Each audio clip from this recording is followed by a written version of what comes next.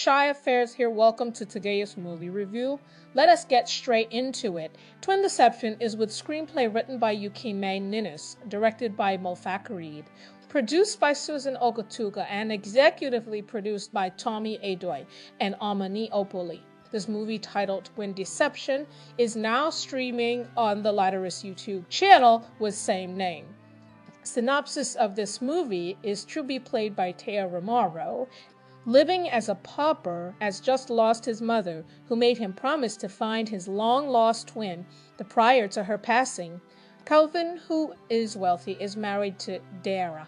He wants absolutely nothing to do with his twin, but would later hatch a selfish plan taking advantage of his brother's financial situation. What was the plan? How did things pan out? How will this affect all involved? Well, why not grab your popcorn and munch along as you follow events unfold in this drama with a runtime of 2 hours 16 minutes. Amaitiza Chayu Arimuro took me by storm with his interpretation of the ghetto boy Toby character. His pidgin English on the voice-over. Can't get over that. Mabam equally did a thing with her role for the most parts, except for the penultimate scenes that required some level of active vibes, which she interpreted in the best way she can. And the storyline, though largely predictable in my opinion, especially from the second act, it, however, is relatively different from the usuals in recent times. Loved the foreshadowing start. Camera quality was crisp. The interior of Dara's house is breathtaking. Couldn't stop admiring her kitchen and picturing myself cooking some delicacies in there. Love me a good decor through and through. Although the story and plot all worked together from the beginning and progressed ever so brilliantly, it, however, lost its grip towards the end of the third act, leading up to the very end. This then sort of watered down the stronghold this had built up for a viewer like myself. To put this into perspective, here are some observations or questions. One, I had anticipated seeing both brothers together in one scene. When this didn't happen in the beginning, I let it slide, believing it was a tool or substance for suspense. When this didn't materialize at all till the end, I felt disappointed. Nollywood of old gave us this thrill so much so that people at some point concluded that the likes of Genevieve Energy was a twin in real life for how the editing was done then. So days in one of the movies. Now this is 2025 when even skit makers like Miraji Teaoma and the rest are pulling up double images of themselves. I thought this would have come in handy in this movie. True, Toby said, since his twin left, he had not been paid.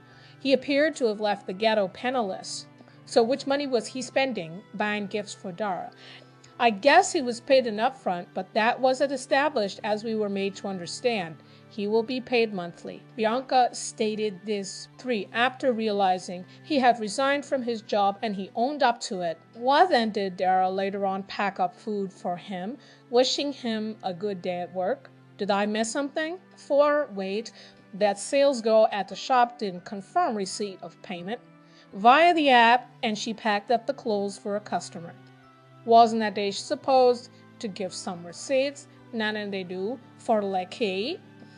Thought who was the sis Dara was always talking with on the phone?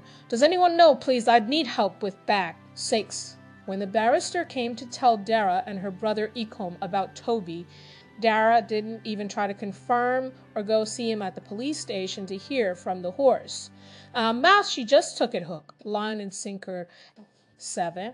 We didn't get to see the eloped couple on their adventure in Germany, however short-lived. Well, I guess they had to stick to budget. It's not easy to pull that off in a film, especially when constrained financially. But hey, some make-believe would have been helpful, right? 8. The ending was filled with more inconsistencies.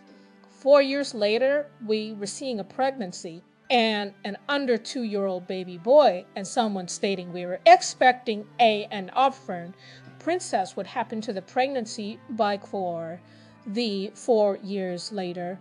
Was there a miscarriage, stillbirth, or what?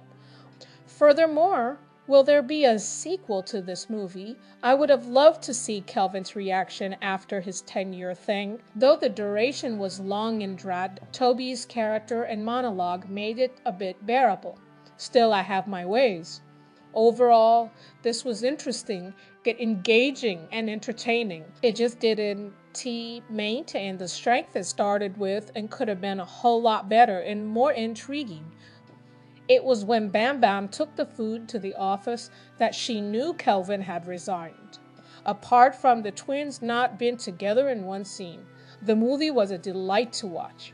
I give it a 5/10. What do you think about this movie? Thanks for watching. Don't forget to subscribe. Like and share with friends and family who are also interested in movie reviews like this.